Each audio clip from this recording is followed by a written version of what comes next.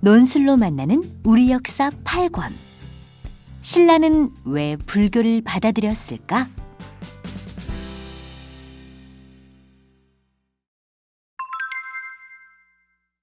화랑은 어떻게 신라의 인재가 되었을까? 활발한 정복 활동으로 신라의 영토를 크게 넓힌 진흥왕도 세월 앞에서는 어쩔 수 없었습니다. 576년 마침내 눈을 감게 된 진흥왕은 마지막까지 신라를 걱정했습니다.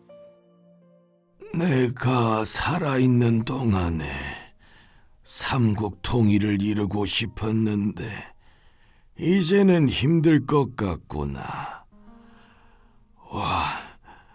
화랑들을 훌륭한 인재로 키우라.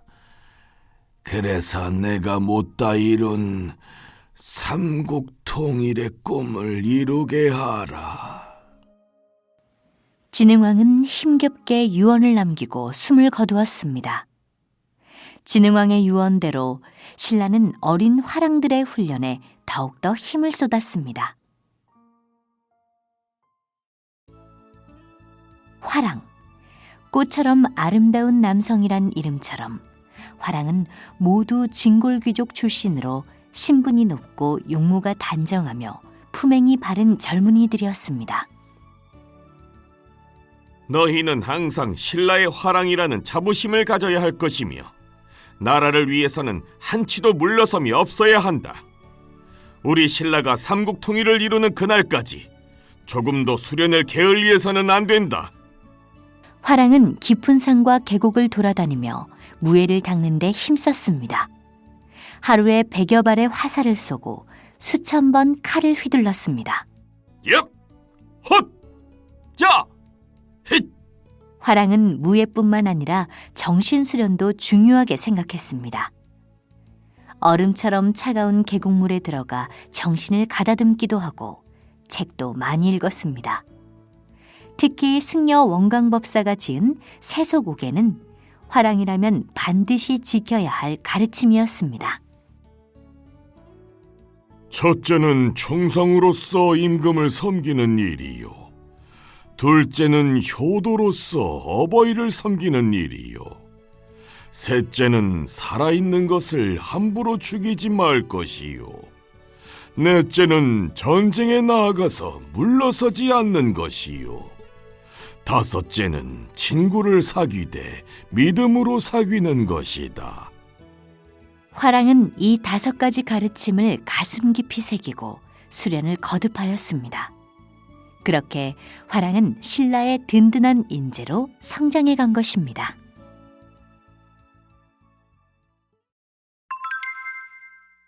위기에 빠진 신라, 어떻게 다시 일어설까? 632년 신라 제27대 선덕여왕이 왕위에 오르자 신라의 귀족들은 다시 왕에게 맞서기 시작했습니다. 여인이 왕이 된 것을 받아들일 수가 없었기 때문입니다. 여인이 왕이라니! 여인의 몸으로 전쟁터에 나아갈 수가 있겠소? 고구려와 백제가 우리를 얼마나 얕잡아 보겠소? 여하튼 나는 여인의 명을 따를 순 없어! 문제는 그뿐만이 아니었습니다. 642년 백제가 진흥왕 때 빼앗긴 자신들의 땅을 되찾겠다며 대야성을 공격해온 것입니다. 폐하, 백제에게 대야성을 빼앗기고 말았습니다. 보고를 받는 선덕여왕의 창백한 얼굴에는 근심이 가득했습니다. 휴, 진골 귀족들의 반발을 잠재우며 흔들리는 왕권을 바로잡기도 힘이 드는데 백제까지 나를 가만두지 않는구나. 신라의 왕권을 강화하고 영토를 넓히신 선대의 왕들을 내가 무슨 낯으로 대할지 걱정이로다. 선덕여왕은 신라를 추스를 대책이 필요했습니다. 그래서 김춘추를 급히 불렀습니다. 백제의 움직임이 심상치 않다. 지금 바로 고구려로 가서 도움을 요청하도록 하여라. 김춘추는 급히 고구려로 갔지만 동맹을 맺기는커녕 오히려 감옥에 갇혔다가 겨우 도망쳐 나왔습니다. 이 소식은 선덕여왕에게도 전해졌습니다. 마음이 답답한 선덕여왕은 화랑들이 훈련을 하고 있는 곳으로 찾아갔습니다. 그리고 멀리서 화랑들이 열심히 무예를 익히는 것을 바라보았습니다. 저들은 삼국 통일을 위해 저리도 열심히 수련하고 있는데 나는 진흥왕께서 넓히신 영토마저 빼앗기고 있으니 큰일이로다. 무슨 방법이 없을까? 그때 등 뒤에서 승려 자장의 목소리가 들렸습니다. 폐하, 드릴 말씀이 있사옵니다. 말씀하십시오. 제가 당나라에 있을 때에 보살님과 부처님이 저에게 신라의 위기를 극복할 방법을 알려주신 것이 있긴 하옵니다만. 오, 어서 말을 해보십시오. 자장은 잠시 머뭇거리다가 말을 하였습니다. 송구하오나, 지금 폐하께서는 덕은 있으나 나라를 다스릴 위엄은 모자람이 있다고 하옵니다. 위엄이 모자라니 귀족들의 반발이 일어나고 주변 나라에서 침략을 하는 것이 아니겠사옵니까? 부처님께서는 폐하의 위엄을 세우려면 황룡사에 9층 목탑부터 세우라고 하셨사옵니다. 그리하면 진골 귀족들의 반발이 잠잠해지고 주변의 9개 나라에서 조공을 바치고 나라가 평안해질 것이라 하셨사옵니다. 이야기를 들은 선덕여왕은 고개를 끄덕였습니다. 그렇군요. 제가 여인이라 위엄이 부족한 것이 문제였군요. 이 문제에 대해서는 좀 더 고민해 보도록 하겠습니다.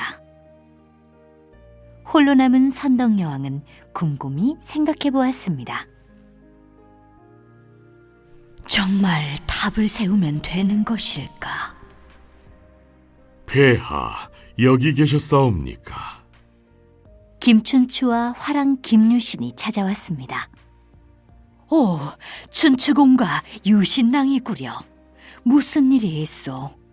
아니옵니다. 그저 폐하께서 홀로 밖에 계신다 하여 찾아뵈었사옵니다. 그렇군요. 그렇지 않아도 조금 전에 자장이 황룡사에 9층 목탑을 지으라 하여 고민을 하던 중입니다. 두 분은 어찌 생각하십니까? 선덕여왕이 묻자 김춘추가 답하였습니다. 좋은 의견인 것 같사옵니다. 그 옛날 법흥왕께서도 불교를 받아들일 때에 어려움이 많으셨으나 흥륜사라는 절을 지으며 극복하셨다고 들었사옵니다. 잠자코 듣고 있던 김유신도 거들었습니다. 예, 또한 진흥왕께서도 왕권이 강함을 온 나라에 보이기 위하여 황룡사를 지으셨사옵니다. 건축물을 지어서 백성들과 귀족들에게 왕권의 위대함을 보여주시는 것이 좋을 듯하옵니다. 두 사람의 의견을 듣고 나자 선덕여왕은 비로소 결심이 섰습니다. 그렇군요. 황룡사 안에 9층 목탑을 세워야겠습니다. 다음 날 선덕여왕은 바로 9층 목탑을 세우겠다고 선언하였습니다. 하지만 역시 진골 귀족들은 선덕여왕의 말을 들으려 하지 않았습니다. 어찌 갑자기 9층 목탑을 세우라 하시는 것이옵니까? 하지만 선덕여왕도 쉽게 물러서지 않았습니다. 부처님께서 신라를 위해 하신 말씀이옵니다. 제가 그동안 신라가 불교의 나라인 것을 잊고 있었던 것 같습니다. 그러니 공사를 시작하도록 하세요. 여왕의 말이 끝나자 상대등이 말하였습니다. 송구하오나 폐하, 신라는 아직 9층 목탑을 세울 만큼 건축 기술이 발전하지 못하였습니다. 섣불리 공사를 시작하였다가는 큰 사고가 일어나 오히려 민심을 잃을 수도 있사옵니다. 기술이 모자란다는 말에 선덕여왕은 할 말을 잃었습니다. 그런데 그때 건축물 공사를 담당하는 예작부령이 조심스럽게 말하였습니다. 백제의 기술자에게 맡겨보는 게 어떻겠사옵니까? 선덕여왕의 눈이 반짝였습니다. 오, 백제에 그럴 만한 사람이 있단 말입니까? 예, 아비지란 사람이 있사온데 건축 기술이 아주 뛰어나다 하옵니다. 다만 지금 백제와 우리 신라가 전쟁 중이라 그 사람이 이리로 올지 모르겠사옵니다. 무조건 오게 하십시오. 지금 당장 백제로 사자를 보내십시오. 아비지란 자에게 금은보화를 줘서라도 꼭 데리고 와야 합니다. 신라의 사자는 바로 백제로 건너가 아비지를 설득하여 신라로 데려왔습니다.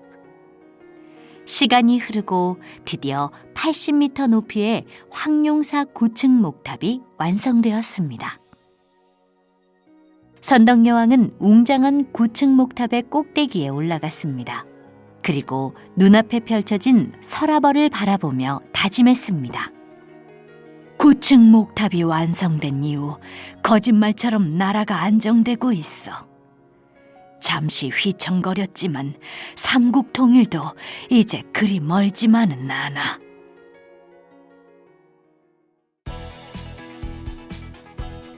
논술로 만나는 우리 역사 8권의 모든 챕터가 끝났습니다.